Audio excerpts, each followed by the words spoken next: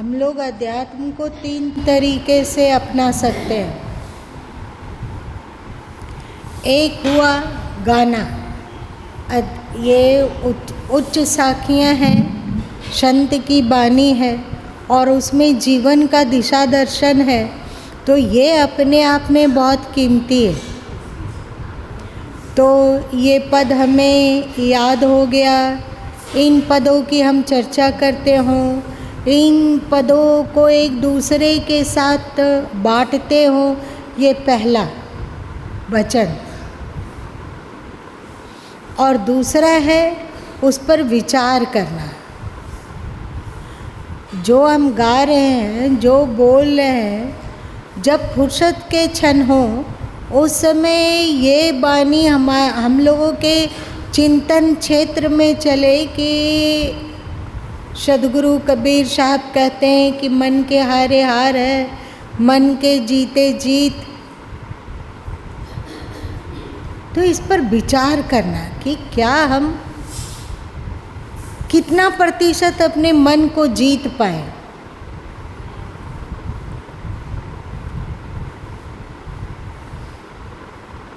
अब बताइए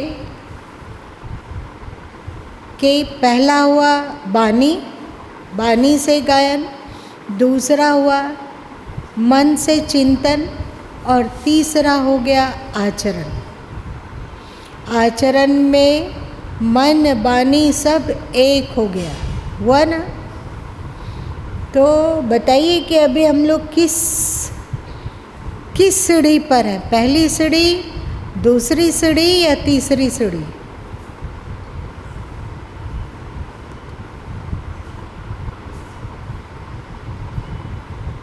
हम गाते हैं, ये पहली सीढ़ी हुई।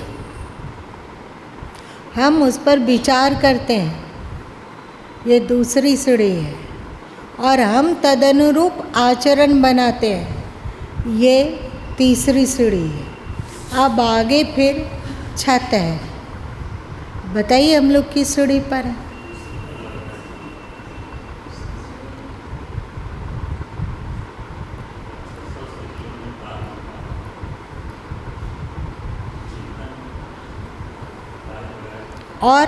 और लोग बताइए, बताते जाइए, हम सुन रहे हैं।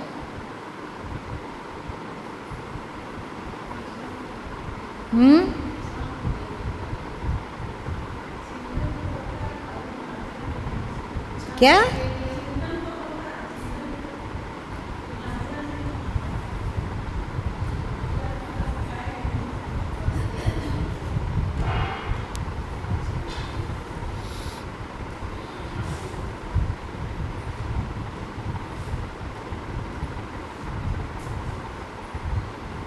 हम लोग दूसरी सीढ़ी में हैं, परफेक्ट।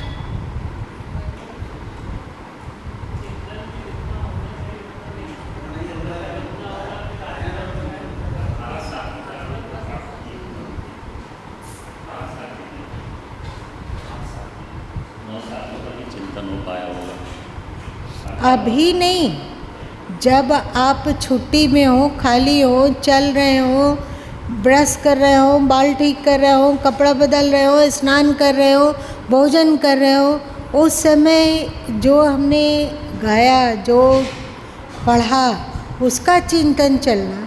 अथवा मूल बात तो इतनी ही है, एक बात की बात है, बहुविधि कहा बनाए, भारी पर्दा बीच का ताते लखा न जाए। ये भारी पर्दा क्या है?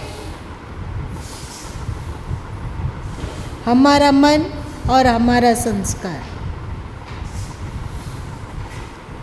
तो जब खाली हो अथवा कुछ भी कर रहे हो, उस समय क्या चलता है कि अब हम लोगों का उम्र, खास करके सीनियर सिटीजन, अब हम लोग सीनियर सिटीजन की ओर बढ़ रहे हैं अथवा बढ़ गए। तो जीवन का दिया तो कभी भी बुझ सकता है, सही है नहीं? तो आज जो अवसर मिला है, आज जो अवसर मिला उसका हम अधिक से अधिक लाभ ले लें। अधिक से अधिक हम जो श्री कृष्ण ने 16वें अध्याय में कहा, क्या क्या कहा उन्होंने? आसुरी वृत्तियों का त्याग और दैविक वृत्तियों का धारण, इतना ही कहा। आसुरी वृत्तियों का त्याग और दैविक वृत्तियों का धारण, इसी को सदगुरु कबीर साहब कहते हैं, भजिए निर्गुण राम को तजिए विषय विकार। दोनों में समता है या नहीं? भजिए निर्गुण राम को तजिए विषय विकार, एक शब्द में सब कहा, सब ही अर्थ विचार। भजिए निर्गुण राम को तजिए विषय विकार। ये विषय विकार क्या है?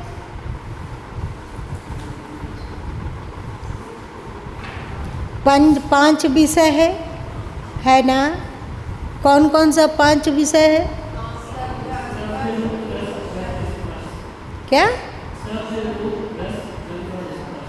शब्द, रूप, रस और गंध और स्पर्श। और विकार क्या क्या है? काम, क्रोध, लोभ, मोह, अहंकार और ईर्ष्या। बस यही बात श्री कृष्ण बोले, यही बात सदगुरु कबीर साहब कह रहे हैं, और यही बात पतंजलि योग दर्शन में भी है। उन्होंने यम नियम साधकों के लिए अनिवार्य कर दिया। यम में क्या क्या है? अहिंसा, सत्य, अस्तेय, ब्रह्मचर्य और अपरिग्रह। और नियम में क्या क्या है? शौच। शौच मतलब क्या होता है? पवित्रता। कितनी पवित्रता हो सकती है? शरीर की पवित्रता, वाणी की पवित्रता, मन की पवित्रता। जब ये तीनों को हम पवित्र बना पाते हैं तो होता है शौच। फिर संतोष किसको कहते हैं? लालच का अभाव। और शौच, संतोष और तप मतलब क्या होता है?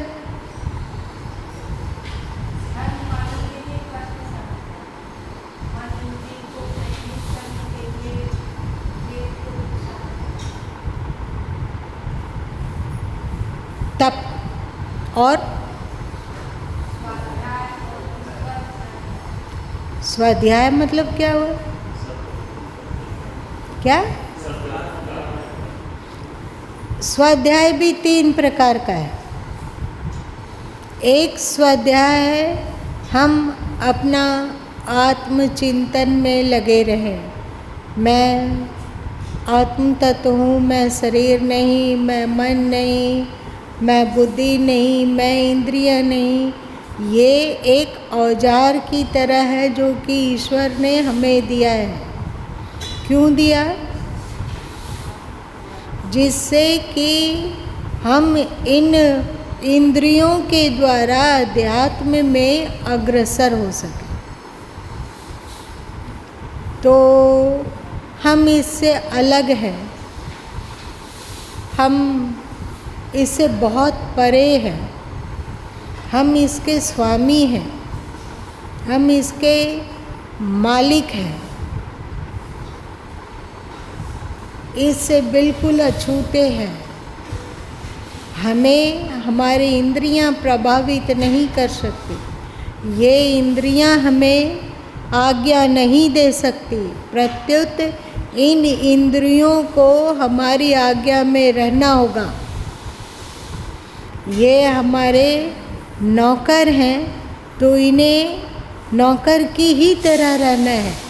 मैं स्वामी हूँ तो हमें स्वामित्व को हमेशा याद रखना है। जानते हो संतों को स्वामी जी क्यों कहा जाता है?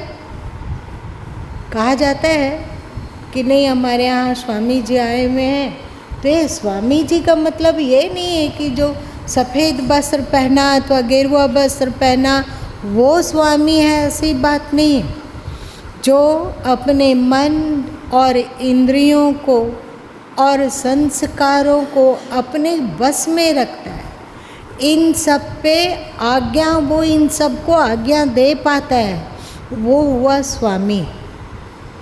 गृहस्थ भी स्वामी हो सकता है और साधु भी हो सकता है, और वेशभूषा साधु की तरह रहते हुए भी कोई स्वामी नहीं हो सकता है ना। मतलब देखने में तो लगता हो कि स्वामी जी हैं, पर उनमें कोई स्वामित्व नहीं रह सकता है। और गृहस्थ भी गुलाम हो सकता है, और स्वामी वो है जो अपने मन, इंद्रिय, विचार, संस्कार सब पर श्रेष्ठता का पहरा बिठाता है कि देखना है, आँखों को फोड़ना नहीं है, पर श्रेष्ठ को देखना है, सुनना है पर श्रेष्ठ को सुनना है, भोजन का स्वाद लेना है पर उसमें भी श्रेष्ठता का संपुट हो। आप कहोगे कि ये भगवान बनाए ही क्यों? यदि आपके जीभ में स्वाद लेने की क्षमता नहीं होती तो आप, अभी गर्मी का दिन है तो रूह अफ़ज़ा बहुत चलता है, तो रूह अफ़ज़ा क्या होता है? लाल कलर का होता है। तो क्यों नहीं रूह अफ़ज़ा बाज़ार में, इतनी धूप है, क्यों जाए, तो लाल मिर्च का पाउडर घोलते हैं तो हो गया लाल। स्वाद नहीं होता तो हम लोग जहर, माहौर, जो भी बेवहियात का चीज़ हो वही खा पी लेते। सफ़ेद रंग का चीनी का शरबत लोग पीते हैं गर्मी में, चीनी घर में नहीं है तो क्या हुआ?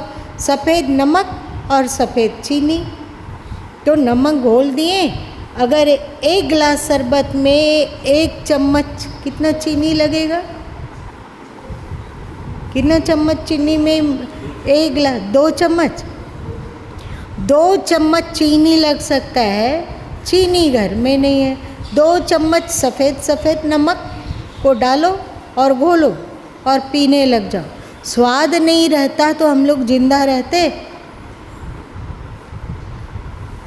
तो स्वाद का उपयोग करो, स्वाद से ये समझो कि क्या तुम्हारे स्वास्थ्य के लिए अच्छा है और क्या बुरा है। जो अश्रेष्ठ है तुम्हारे स्वास्थ्य के लिए उसको छोड़ दो, और जो श्रेष्ठ है, जो जीवन रक्षा में अधिक सहयोगी है, उसको धारण करो। ये हुआ। तो भगवान ने इंद्रियों को बेकार नहीं बनाया, मन को ईश्वर ने बेकार नहीं बनाया। यही मन हमें पतन में ले जाता है और यही मन हमें सुख की ओर भी ले जाता है, सही। लेकिन मन पतन की ओर उसे ले जाता है जो मन का स्वामी नहीं बन पाया, प्रत्युत मन को अपना स्वामी बना दिया। उसको ये मन कहाँ ले जाएगा? सदगुरु कबीर साहब बीजक में कहे न, जहाँ काटे त हरिहरे, सींचे ते कुमलाए। इसका मतलब क्या हुआ? जहाँ काटे त हरिहरे, सींचे ते कुमलाए। ई करवंती बेलरी, ये जो बेली है कि जिसको सींचने पर वो कुमलाता है और काटने पर हरा भरा होता है, क्या है वो? मन। क्या चीज़ काट दें? मन में तो सिर है नहीं।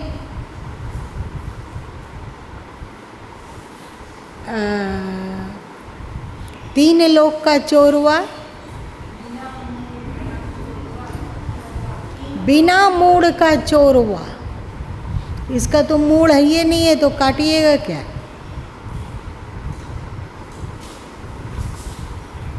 तो मन में जो विचार है, मन में जो संस्कार है, यदि वो अश्रेष्ठ है, हमें अश्रेष्ठता की ओर ले जा रहा हो, तो हम मन का निषेध करते हैं। मन का निषेध करना मतलब कहते हैं कि तू बेवकूफ़ है, ऐसा विचार लाया मेरे मन में, तू हमें क्या पतन में गिराना चाहता है? मैं तुम्हारे जाल में फंसने वाला नहीं हूँ। कितने लोग बोलते हैं, अरे ओ मन, मैं तुम्हारे जाल में फंसने वाला नहीं हूँ। कितने लोग डंके की चोट से मन को ताल ठोक कर बोल सकते हैं। तो जह काटे तो इसकी कुसंस्कारों को, कुप्रवृत्तियों को, कुविचारों को, जो हमें अश्रेष्ठ की ओर घसीट कर ले जाता हो, उसको काट देने पर यह मन हरा भरा हो जाता है, मतलब शांत होता है। धीरे धीरे शांति को प्राप्त होता है, धीरे धीरे सुसंस्कारिता को प्राप्त होता जाता है। उसके भीतर खुशी का सरगम उठने लग जाता है। सही। और सींचे मन जो कह रहा है उसी की ओर हम बह रहे हैं। श्रेष्ठ अश्रेष्ठ का चिंतन नहीं कर रहे हैं तो ये मन क्या करेगा? कुमलाएगा, स्वयं भी दुखी होगा, हमें भी पतन की ओर घसीटेगा और दुनिया में भी दुख को ही बांटेगा। तो ईश्वर ने कुछ भी बेकार नहीं बनाया। हमारी बेवकूफ़ी के कारण हम लोग इसके द्वारा पतन कमाते हैं। तो सद्गुरु कबीर साहब कहते हैं, भजिए निर्गुण राम को, तजिए विषय विकार। यही श्री कृष्ण ने भी कहा, यही पतंजलि जी भी कहते हैं। स्वाध्याय पहला है आत्मचिंतन स्वाध्याय का, दूसरा है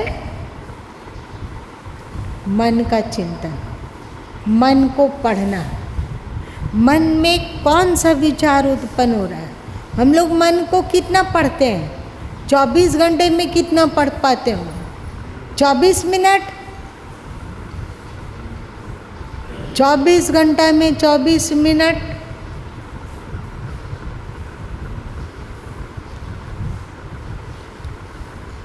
आत्मचिंतन सबसे सुप्रियर स्वाध्याय। दूसरा है मन का निरीक्षण, जांच पड़ताल, मन को पढ़ना कि वो उसमें कौन सा संस्कार बन रहा है, वो जो संस्कार बन रहा है वो सही संस्कार बन रहा है कि बेकार का संस्कार बन रहा है।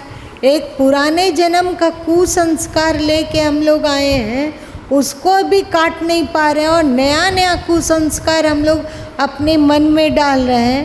तो ऐसा क्यों कर पा रहे हैं? क्योंकि हम लोग मन को पढ़ते ही नहीं, है ना।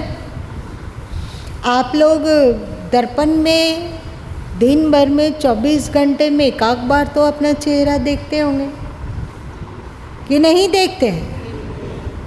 अब यदि उस दर्पण को आप यहाँ नाक में चिपका के देखने की कोशिश कीजिए तो आप अपना चेहरा कितना देख पाएंगे? नहीं देख पाएंगे। क्यों नहीं देख पाएंगे? तो वैसे ही हम मन में इतना चिपके हुए हैं कि मन के कुसंस्कारों को देख ही नहीं पाते हैं। मन के कुसंस्कारों को कैसे देख पाएंगे? जब मन से थोड़ी दूरी बना पाएंगे। मन से थोड़ी दूरी बना पाए कि ये मन अलग है और ये हमारा हम है, मैं है।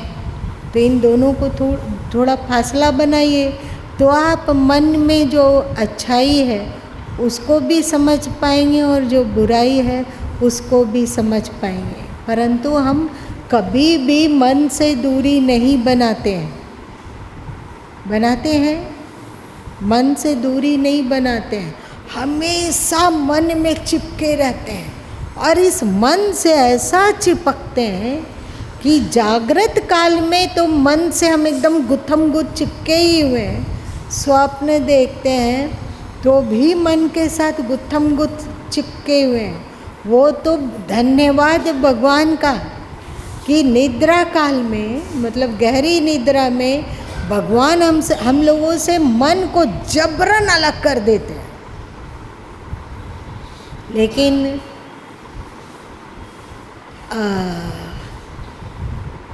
लगा कि कहीं सुबह 4 तो नहीं बज गया है। थोड़ी सी आंखें खोली, उस समय जरा सा आँख खुलते के साथ सबसे पहले जिससे हम लोग चिपकते हैं, वो क्या है? मन। जरा सा निद्रा टूटी, जरा सा, अभी पूरी नींद नहीं टूटी है, लेकिन हम लोग चिपक जाते हैं तुरंत के तुरंत मन से। और नहीं अभी नहीं, थोड़ा देर और सो लेते हैं। किसने कहा? तो मन ने कहा। तो मन में गुत्थम, ये जान लेना कि मन ऐसा कह रहा, वो बात अलग है। और अभी हमें नींद लगी हुई, थोड़ा और हम सो लेते हैं, ये हुआ गुत्थम गुत्थ। तो तनिक नींद टूटी कि हम मन से फिर गुत्थम गुत्थ हो जाते हैं। क्यों हो जाते हैं? हम लोगों का प्रचंड संस्कार है। ध्यान भी करते हैं आप, तो वो क्या अभ्यास है? ध्यान होता है शून्यगतम मनः ध्यान, शून्य में मन का प्रवेश कर जाना ध्यान है। पर चलिए शून्यगत मन नहीं अभी हो रहा है, कोई बात नहीं। तो क्या हम लोग मन से थोड़ा अलग होकर मन को देख पाते हैं? अगर मान लो कि 10 मिनट के लिए ध्यान में बैठे, तो मन से अलग होकर मन को हम कितना मिनट देख पाएंगे? बताओ।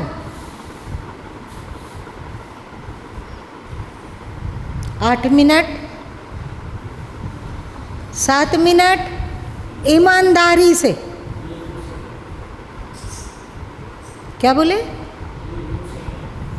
1-2 सेकंड। 10 मिनट बैठेंगे तो 1-2 सेकंड मन से अलग होकर देख पाएंगे।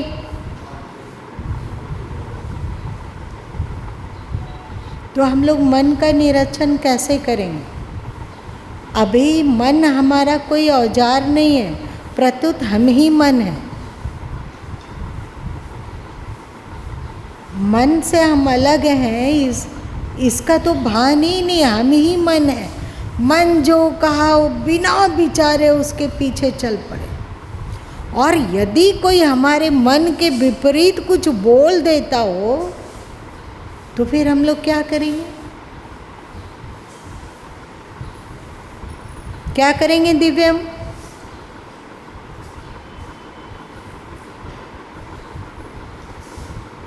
बता। तुम्हारा मन कुछ बदमाशी करने का है, मतलब कुछ भी खेल कूद या कुछ भी, और तुम्हारी माँ बोल देती हो कि बैठो चुपचाप पढ़ो, तो तुम क्या करेंगे? क्या मन को डांटेगा? सच सच अब बताओ, हम लोग कितने लोग मन को डांट पाते हैं? कौन कौन मन को डांट पाता? हाथ उठाना जरा। ईमानदार, झूठ झूठ नहीं।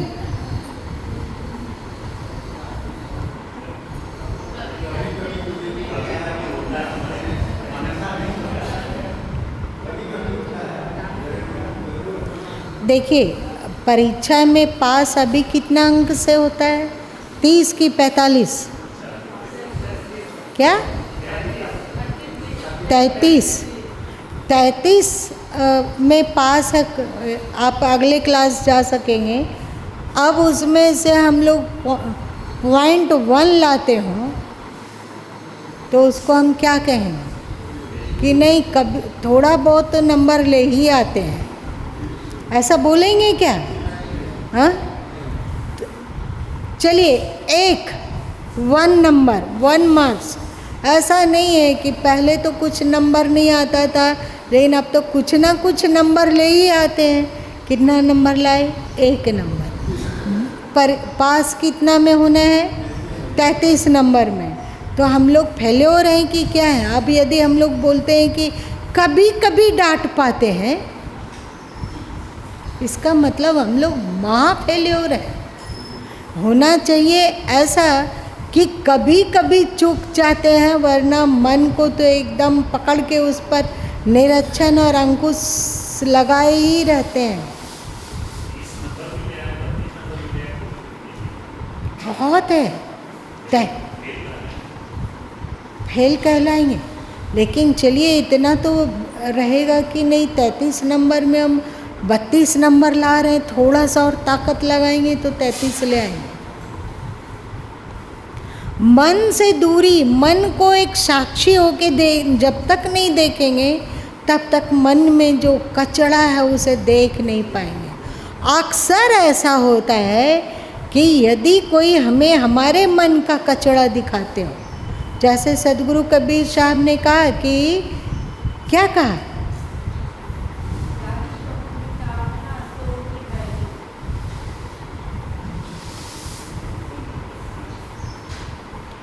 यदि निंदक नियरे राखिए, आंगन कुटी छवाए, बिन साबुन बिन पानी का निर्मल करे शोभाए। तो निंदक को निकट रखने के लिए कहा, क्यों? क्योंकि यदि हो सकता है कि मन में तालमेल मतलब गुत्थम गुत्थ रहने के कारण मन की मलिनता को नहीं देख पाते हैं, और कोई यदि कृपा करके बता दिया कि तुम्हारा ये स्वभाव ना अच्छा नहीं है, तो हम लोग कैसे गुर्राते हैं, कैसे गुर्राते हैं? बाघ जैसा कि भेड़िया जैसा कि चीता जैसा कि लोमड़ी जैसा, या नहीं गुर्राते हैं? नहीं गुर्राते हैं। उसको लगेगा कि उसका मुंह ही नोच ले, हमारे बारे में बोला ऐसा।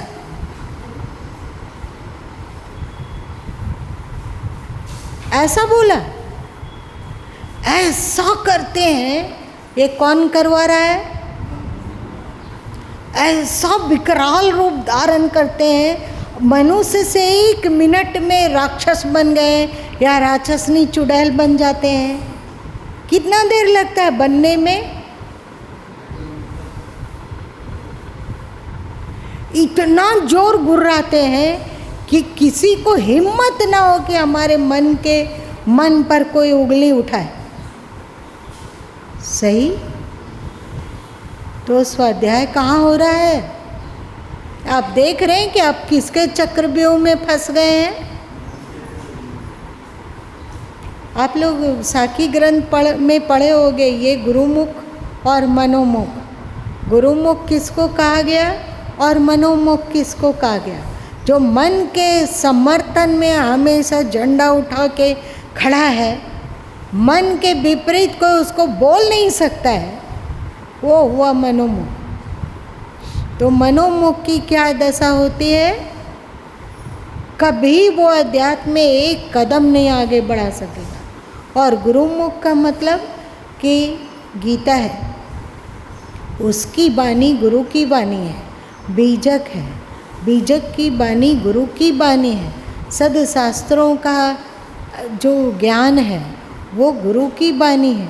यदि कोई जीवित गुरु हो और वे आपको पाप की ओर नहीं धकेल रहे हो, पाप का कोई आज्ञा नहीं दे रहे हो, पर कुछ बोलते हो, तो वहाँ पर मन का मिटकर गुरु वाणी को सम्मान देना, ये गुरुमुखी है। लेकिन हम लोग सचमुच में मन के ज़्यादा शिष्य हैं कि गुरु के शिष्य हैं? हम ही लोग बता दो, किसके शिष्य हैं? बीजक, गीता अथवा कोई सदगुरु के शिष्य हैं या मन के शिष्य हैं?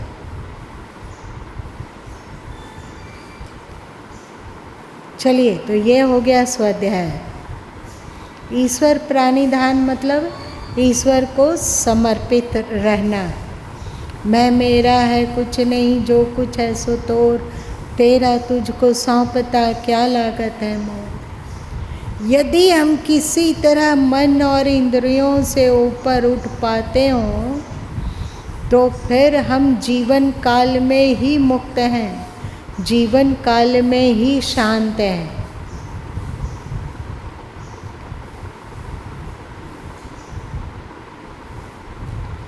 मरने के बाद वैकुंठ मिलेगा ऐसी बात नहीं है। यदि हम मन और इंद्रियों से थोड़ी दूरी बनाकर उसकी समीक्षा कर पाएँ और श्रेष्ठता में ही उसका संचालन करें, ले चलें, अश्रेष्ठ मार्ग का त्याग करते हों, अपने अंतस में भक्ति का उद्रेक बढ़ाते हो। भक्ति का मतलब क्या होता है? भक्ति का मतलब क्या होता है? भक्ति का तात्पर्य होता है उनकी आज्ञाओं का पालन, उनके उपदेशों को जीवन में धारण करना, उनकी अनुकूलता को अपनी अनुकूलता बना लेना, ये होता है भक्ति। तो भक्ति करने वाले लोग मरने के बाद बैकुंठ जाएंगे, ये बात नहीं है। वो जीवन काल में बैकुंठ में ही जीते हैं।